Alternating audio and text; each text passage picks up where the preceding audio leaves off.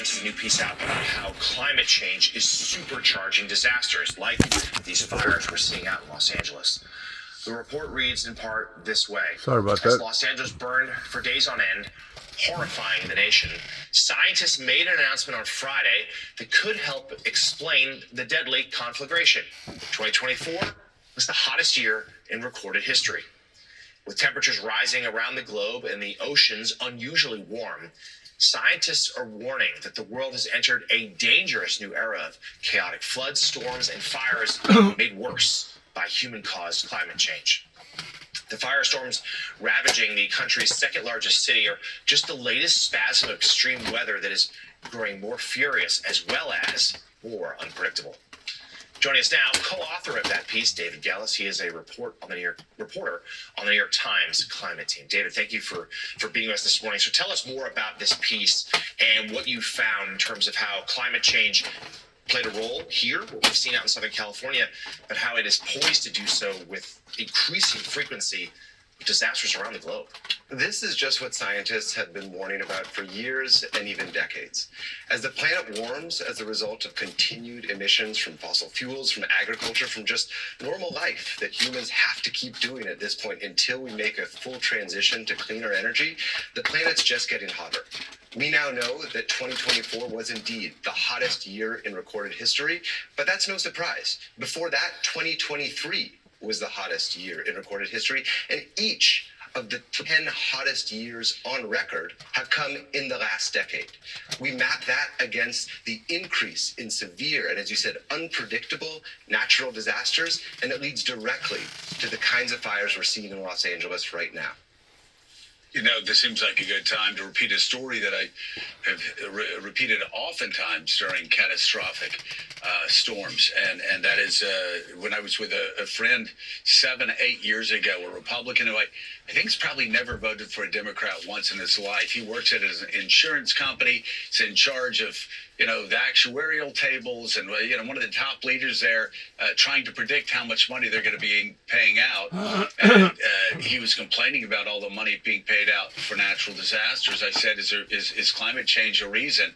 And he just scoffed. He said, look at these numbers. You would have to be a fool to not understand what climate change is doing to this country and the world. And David, along that line, I want to read here 7 years later what you write that lines up exactly with what he told me several years ago. Wildfires are burning hotter and moving faster. Storms are growing bigger and carrying more moisture. And soaring temperatures worldwide are leading to heat wave and drought, which can be devastating on their own and leave communities vulnerable to dangers like mudslides and heavy rain. Around the globe, extreme weather and searing heat killed thousands of people last year, displaced millions, with pilgrims dying as temperatures soared in Saudi Arabia. In Europe, extreme heat contributed to at least 47,000 deaths in 2023. And here's a key line regarding trends.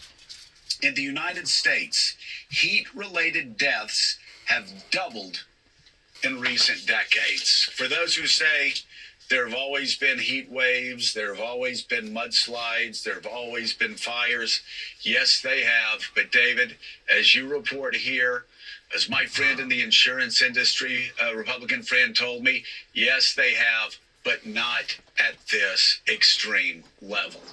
And here's another way to think about it. Billion-dollar disasters, natural disasters that inflict $1 billion or more of damage, used to come just a few times a year in a country like the United States. Now they're coming as many as a couple times a month.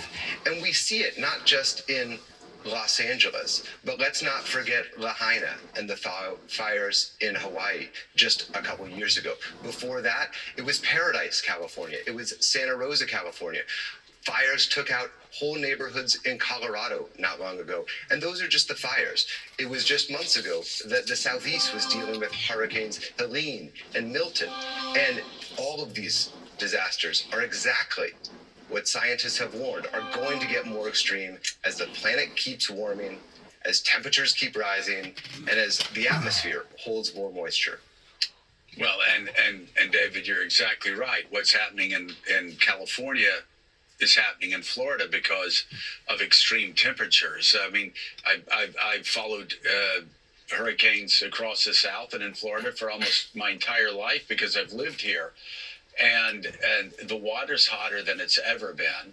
And we had after Florida survived, just barely got through one hurricane, we saw something I've never seen. The hurricanes usually go across the Atlantic, and then they cut up into the Gulf, or they cut across the Atlantic.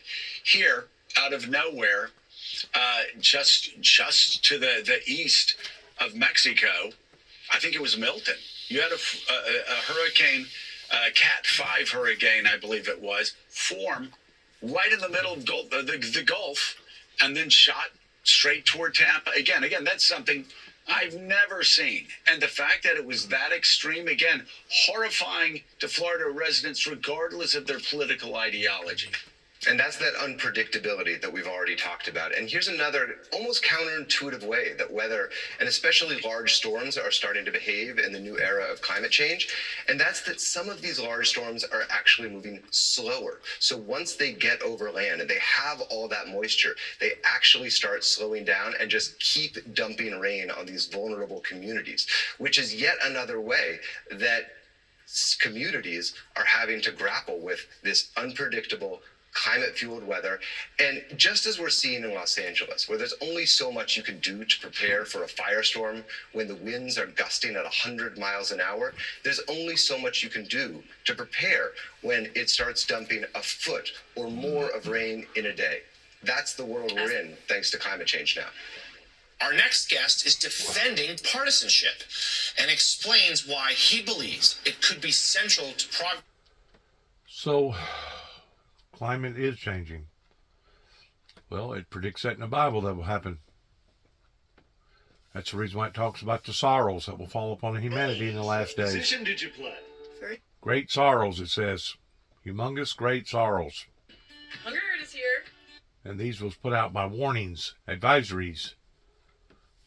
Not gaslighting nothing, but telling the truth that this is what we're going to be doing to ourselves if we continue to stay on this path that we're on, and we're still on the same path.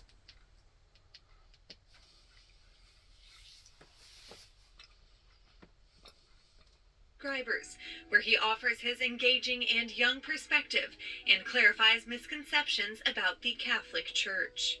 And in one of his most recent videos, Father Casey highlighted his hot take that now is the best time in history to be a Christian.